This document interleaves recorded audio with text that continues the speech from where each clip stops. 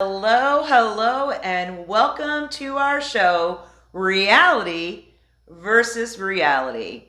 I am so excited about today's topic, and I know a lot of yous out there had sent me messages about this and wanting to know, when we're going to do this. Well, today is the day.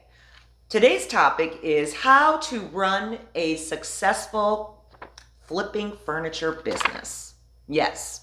And I have a very special guest here with me today. Her name is Lucy, and she is the founder of Riva Chic. I thought that she would be the perfect person for this interview because she is someone who actually experienced this firsthand. Now, before I turn the camera over and introduce you to Miss Lucy, I just want to let you know, in case you don't know her, she's a little bit of camera shy, so she has to warm up to you just a little bit. So, Lucy, I am going to be as nice as I can be and make you feel comfortable for this interview.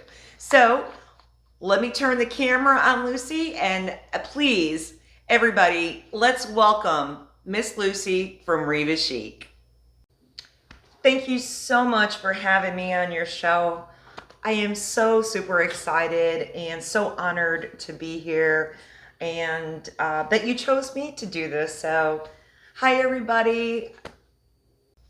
Well, Lucy, thank you so much, coming in today for this interview. I know that you have a very busy schedule, and the viewers and myself are very grateful. So I know I'm not going to keep you long. I know that you're busy. So we're going to go ahead and start with our interview. I had to write a lot of questions here because we got some questions in and people asking certain questions. So I wanted to make sure that we cover all of our bases. So let's begin. All right, Lucy, can you tell me about your background and how you got into the furniture flipping business? Well, my background was not even flipping furniture. I come from the corporate world and worked for different multiple employers, from admin, operations, HR stuff, sales, you name it. I did it. And I decided, to do some crafts and arts and all that kind of fun stuff, and dabbled with furniture. And that's how that started. So I hope that answered it. That's great. That's great. And what inspired you, Lucy, to start a furniture flipping business? My husband actually inspired me to open up my own flipping business. When it came to the retail store, prior to that, I did everything from home.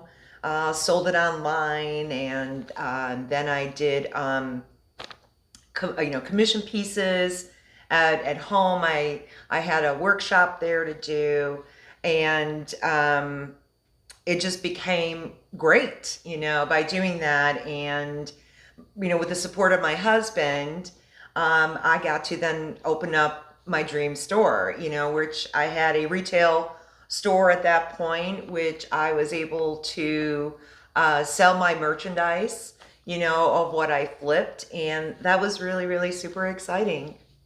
All right, all right. So, what are the initial steps one should take when starting a furniture flipping business? The steps that should be taken is that if you're going to do this for a living and you want to make this a business, a true business, it is hard sometimes for outside customers to say, buy stuff online, especially with a lot of stuff that, nowadays changed, from the time that we were selling things online. It is actually good to have a place, a workshop, set up. If you're going to do it out of your home, make sure that you do have a workshop set up, and not painting it, in your living room or dining room. So say that somebody hires you, to do a commission piece, if you have a garage that you can set that up in, or maybe you have another extra room, like a big craft room, to do that kind of stuff, it does help you as well as the customer that you're, working with. If you're going to do a brick and mortar, obviously you want to look at the areas that you want to open up the store. What other stores are around, them.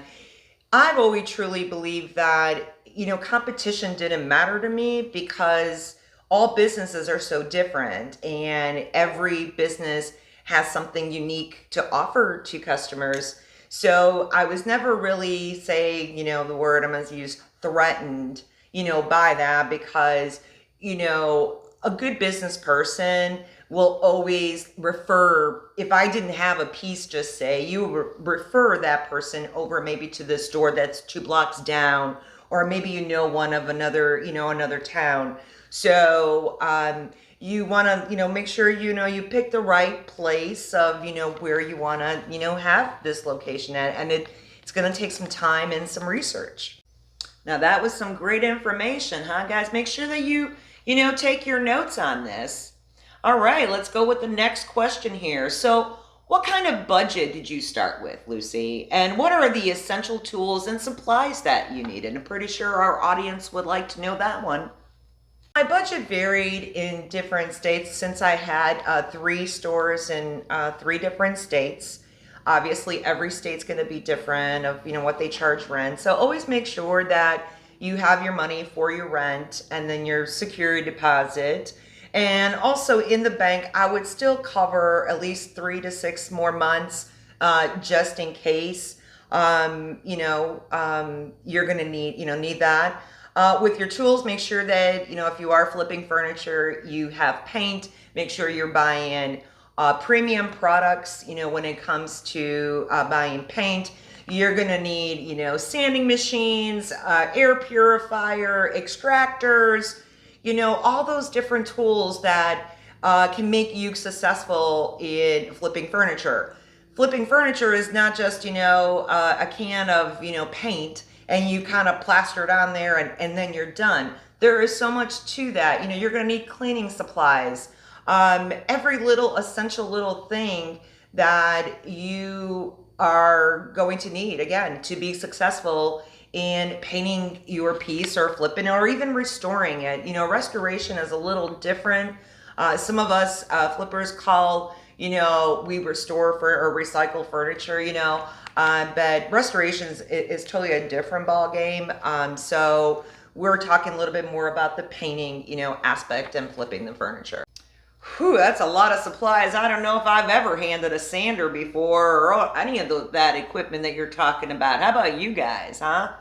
But it does sound like fun and a lot of work. All right, let's go on to the next question. Now, how did you source your first pieces of furniture that you actually flipped? Well, for my first one to dabble in it and just to see if I can do it, I did buy a piece. It was a table at a Goodwill. I must have bought 2 or 3 pieces and then that was it.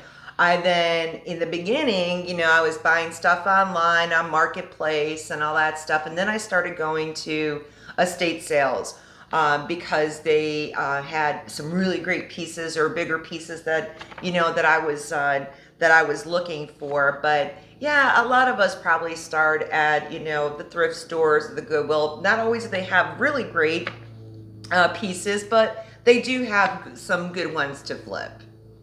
Wow, that's a lot of work, guys, so make sure that you take these pointers and tips from Miss Lucy here. And Lucy, how do you determine if a piece is worth investing in for a flip? How would you know, right? How would she know? A lot of the furniture is worth it. There are going to be some that might have a broken leg, but we can fix that, so it's going to depend on how much time do you want to put into it, how much time do you want to invest, And what does that mean? Also supplies that you're going to need. Maybe you need a different part. So I like doing that. I won't say no to a piece of furniture. Now, if it's really, really bad or water damage so bad and it smells like mold, no, I'm going to pass that. But a good solid piece that needs TLC, and sometimes it could be more TLC than we want it to be, but you know it's going to be beautiful when it's done. So I think every piece has potential. All right.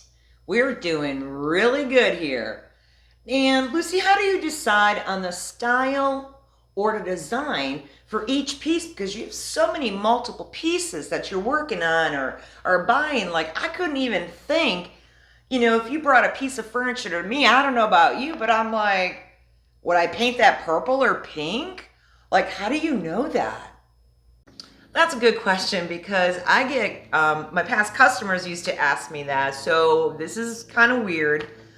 I have to look at the piece and I stare at it, and I really don't know at times. I just know when I see it at the store or an estate sale, it's just the structure of it, the way it looks. I'm like, yeah, that piece is going to be a really good piece. So that's how I look at it. And there have been times that I'll change the color and like, oh, that's not going to work. Or if I started one color and then I decided no.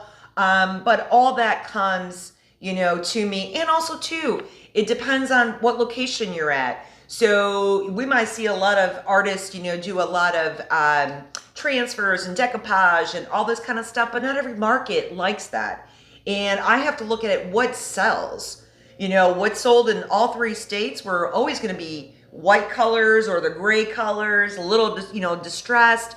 Once in a great blue moon, I'll do something crazy, but it would sit there for a while. So I have to move my product, so what moves is how I actually create it. Now, if it's the white color constantly, maybe I add a little gold to it, or maybe do this. But even blues were hard to sell. It took a little time. So that's how that gets determined. Very impressive, right? Very impressive. And what are some of the biggest challenges you faced when restoring or flipping furniture? Some of the challenges is when I spend a little too much, say, on a piece, and it could be a real good big piece, but there's going to be a lot of work. And then you kind of have to think, do I want to spend this kind of money? Am I going to make my money back? Is someone going to pay for it? Or maybe it sits on the floor for a while. Those are the challenges, because there are times that I bought, say, maybe a dresser that cost me $300 to $400. You're not going to do all, and it needed work. It needed really work. It's not even just about painting, but it needed to be fixed.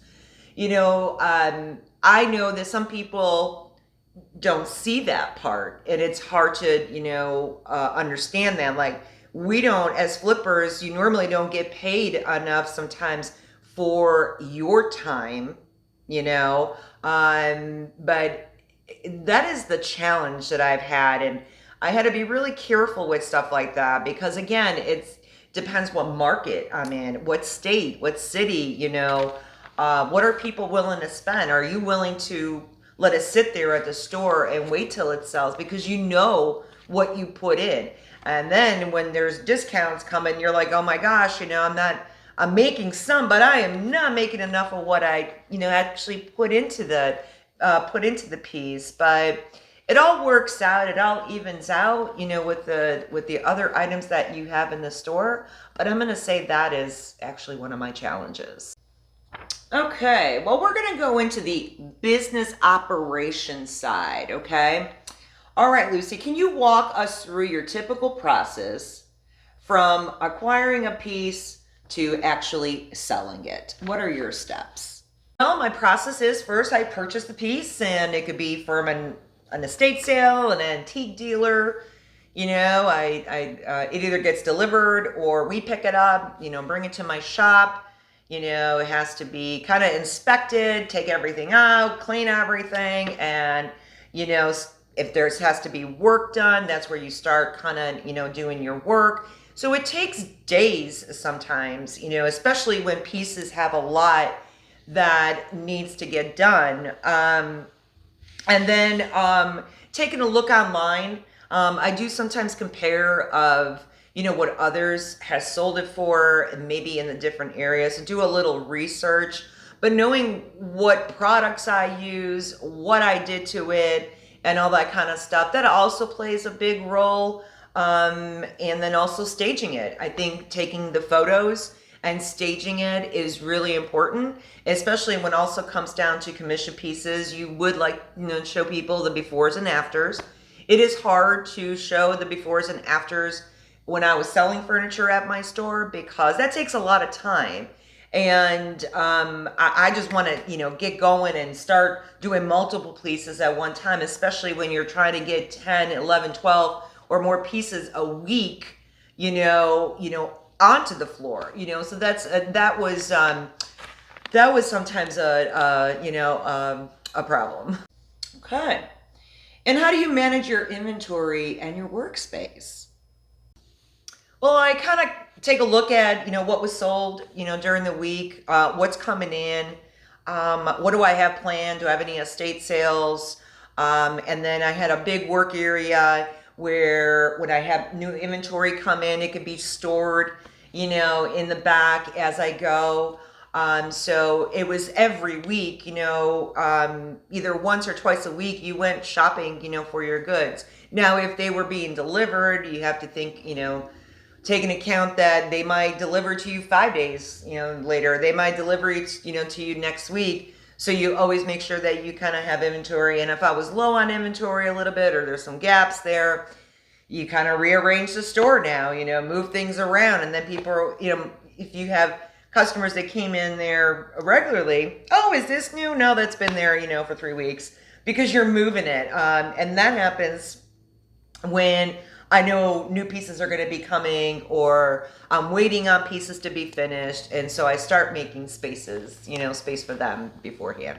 Wow. Okay. So do you handle all the aspects of the business yourself, or do you actually have a team that does this with you? Yes, I did. So I was the CFO, the HR person, the president. I was the marketing person. I was everything. In one of my locations, I did have 2 employees there, which was great that they handled, the front.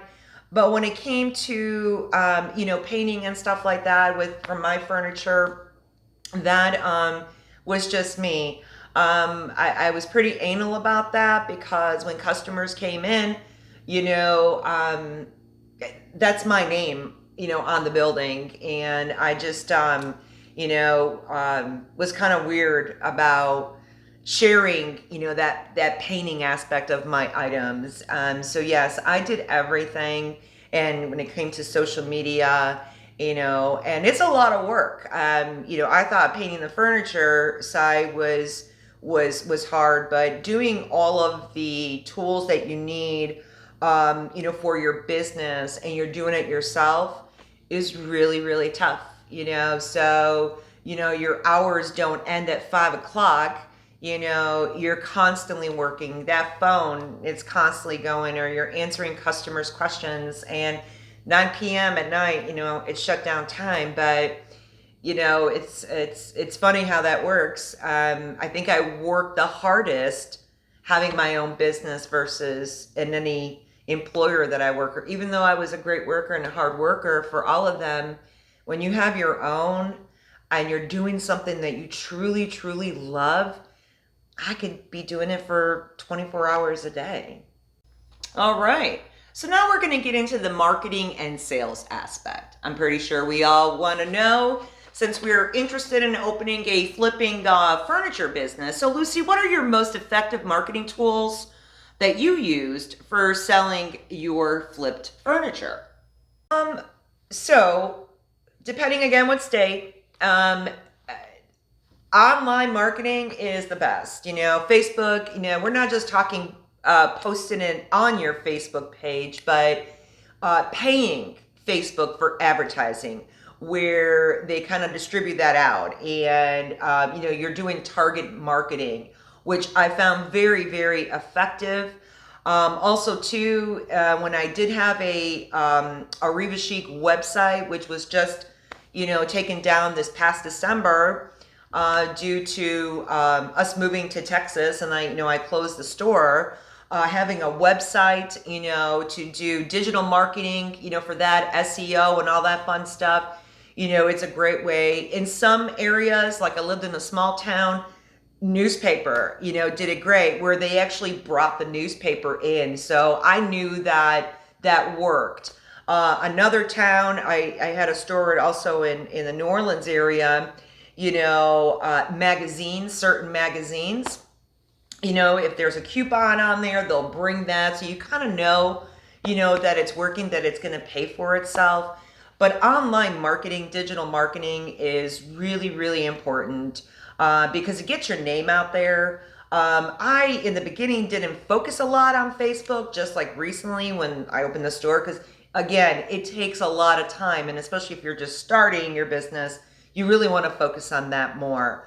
So I also did radio, so it all depends on, again, where you live, how much money do you have in your budget, and I waited. I didn't, when you open up a business, a lot of your own money you have to spend to open it, right?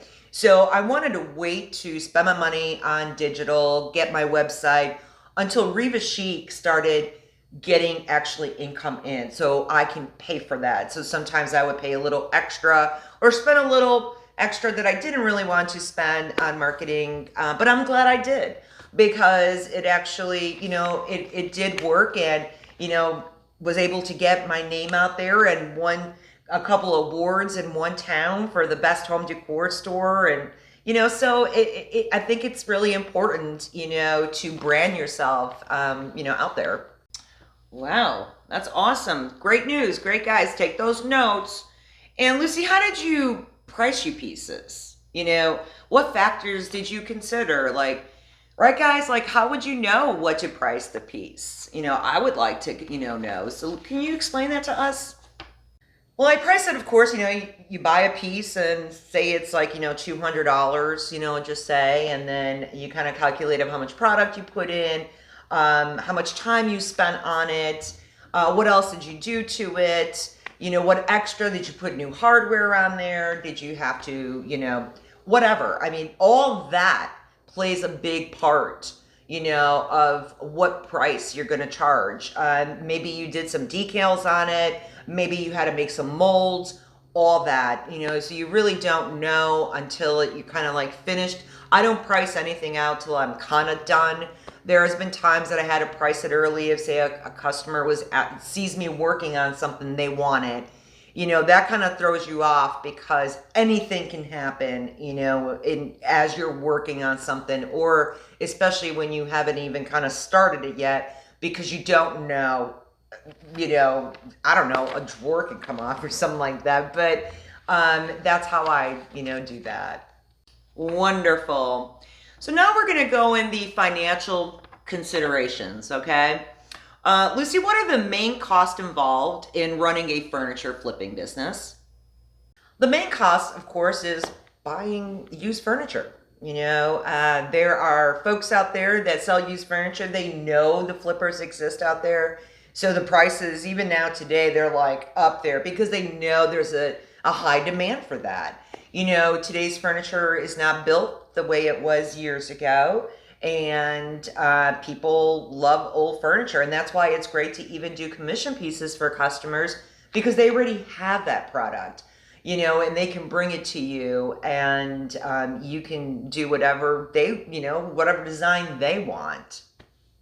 Wow, very interesting. And how do you manage your finances, including tracking expenses and profits? Daily. Excel spreadsheets. My husband built me these spreadsheets, and I'm like, oh my gosh, I can't do this. The P&L, which I'm so glad that he did, because I would get excited, punching in the numbers and putting our totals in and what was sold and this and that. And then it also really taught me too, what do you sell more? Do you sell home decor more? Do you sell the furniture more? What do people want? Are the dressers selling better than nightstands? So I tracked all that in a spreadsheet of all the receipts that you spend, your bills, really anything. I think it's really important that you have that and that you do put that on the spreadsheet, because how you're going to know it's not just a checkbook that you're writing or a credit card. All that has to be accounted for. And what if you don't have the money to spend it? You don't ever want to dip it into your own personal money. Your money, starting a business, should come from your business account. And it takes a little while. Some people are successful their first year. Some people, it can take a few years. But as long as you break even, you're successful. For being new, and because new businesses take a little bit to be successful, especially in my case, where I moved around a lot. It takes a lot, because I'm a new person, and I'm in a new state, a new city. I got to get used to all that again.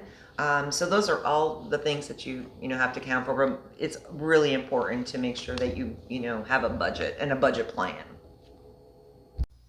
That's great. That's great. And what advice would you give to someone just starting out in the furniture flipping business? I would say do some research. Make sure that this is, what you want to do. It's a lot of work, and it takes up a lot of your time, and there is a lot of labor. A labor of love is what I called it. But in the end, if you're going to open up a business yourself, make sure that you have home decor in there too. I was a picker, so I would pick vintage goods, new stuff. I kind of mix both of them together, and get ready, to meet the most amazing people of having a store. Your customers become your friends. They become family.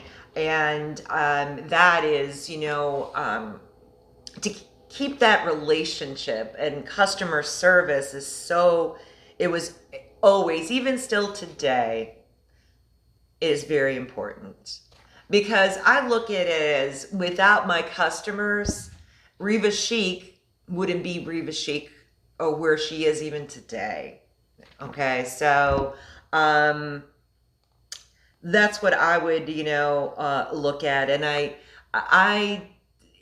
if you have a dream to open up your own home decor furniture store, while you're flipping, do it. Just do it. I'm so glad that I had a chance to do it. I really am. And that's the best, really, advice that I can give you. All right. Well, I love this next question, and I'm looking forward to you answering this one. How do you stay updated on trends and best practices in furniture restorations and flipping? So, I don't care about trends.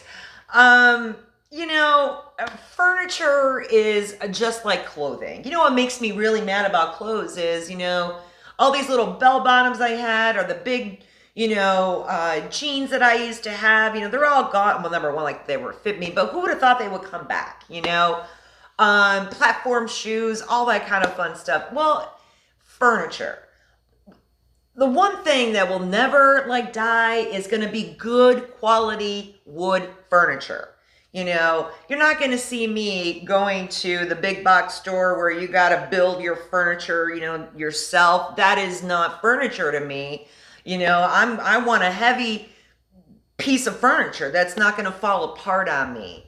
So with trends, there are folks that do elaborate colors or sparklies or lots of different golds.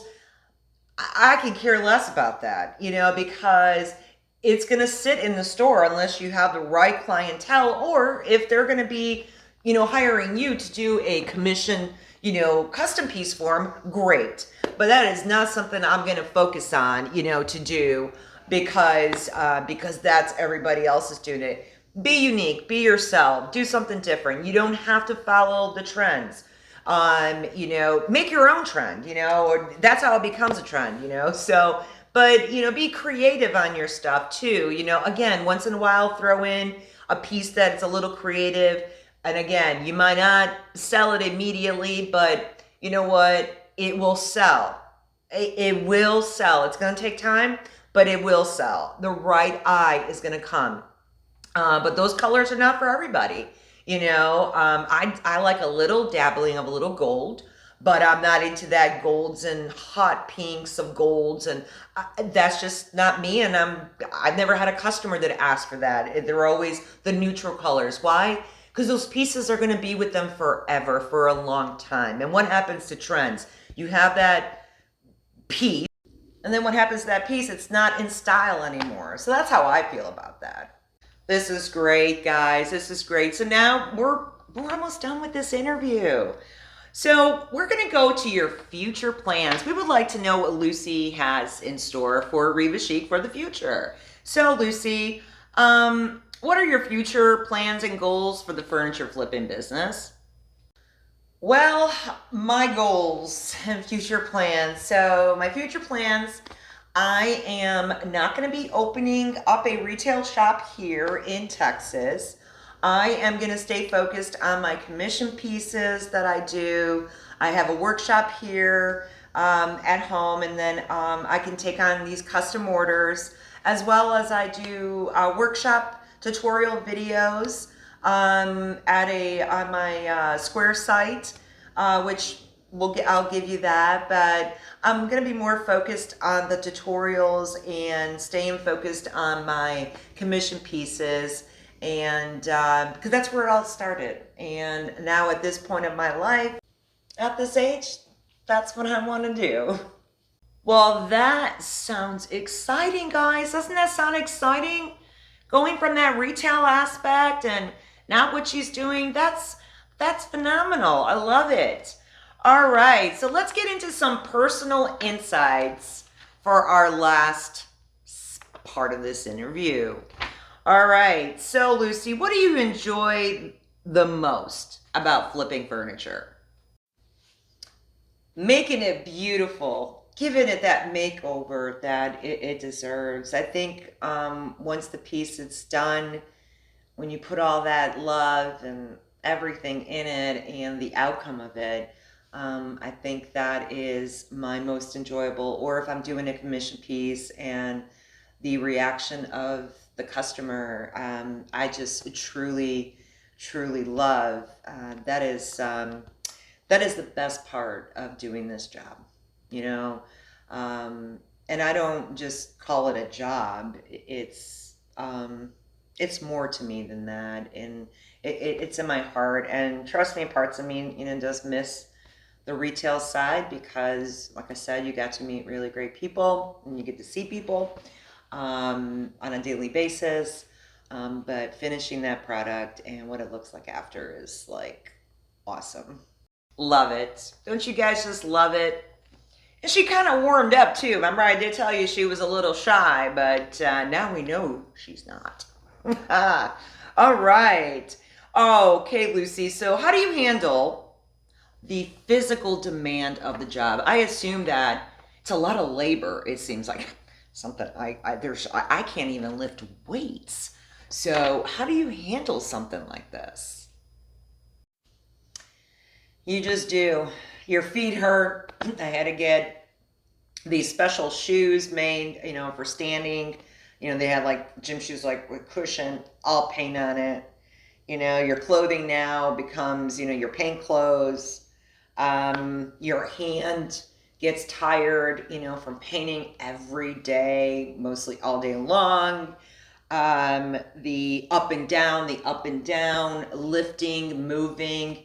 Your body just gets used to it. But I never looked at it as like, oh gosh, you know, I got to move this now. I would get excited, like, oh, I can't wait to get this out there. And I would do, my husband would be like, you know, wait for me, I'll help you. And what do? You know, I can get stuff out of his truck and do it by myself. And that's just crazy me doing that. But yeah, you know, you take it easy. People always say, Lucy, you need a break. You got to take it easy.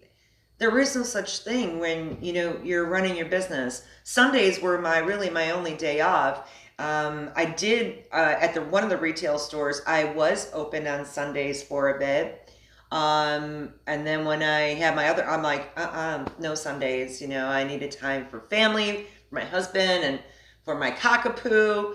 Yeah, it's a tough. I'm not going to tell you it's easy because you know it's really not. You know, it takes a toll on you. Okay, for our last question for Miss Lucy, this was so enjoyable. I hope you folks enjoyed this interview, and I hope she can come back again. All right, Lucy, can you share a success story of a particular piece that you're especially proud of? Well, all of them, but there is one. I made it's like a three drawer, like a side chest, and I made it look like luggages. And that took a bit. And I still today, I just love that piece because you literally had to like add the handles to look like luggages, the tacks, the leather. I mean, you're picturing an old vintage luggage, and that's what I created. And that one probably stays in my head, you know, for a while. It's my favorite. It's probably one of my favorites, even though a lot of them are awesome. But that one just was unique and it was different. And the customer who bought it was just in awe with it, and I won't forget that part. So you add those, you know, together, and it just that I'm gonna say that one is my biggest and I'm proud of. I love that. That I'm just like wondering what that will kind of look like. Isn't that? Aren't you guys wondering? That's awesome. Well, folks, thank you so much for tuning in. Lucy, thank you so much for coming on to our show and explaining to the viewers of, you know, how to start this business. We appreciate you very much. Well, thank you so much. Thank you so much for having me again. This has been great. I thank you guys, the viewers, for, you know, watching this. I hope you learned a little bit of something. You know, a little simple interview can be, you know, be giving you a lot of information here. So thank you so much for having me again. Bye. Well, folks, if you want to see more of Lucy's inspirations, her flips, and everything else that we kind of talked about today, please follow her on her Facebook page at Riva Chic. She also has an Instagram at Riva_Chic and the YouTube channel. You can't go wrong with the YouTube channels now, and you can see some of her crafts and her painting, and you can do that at Riva Chic. And then don't forget to also go to her website that she mentioned regarding her workshop classes. And I will be posting that site where you can look at those the shop of the different workshops that she has available. So make sure that you also look at that. Well, folks, thank you so much again for tuning in today with Reality versus Reality. Y'all have a good day. Bye-bye.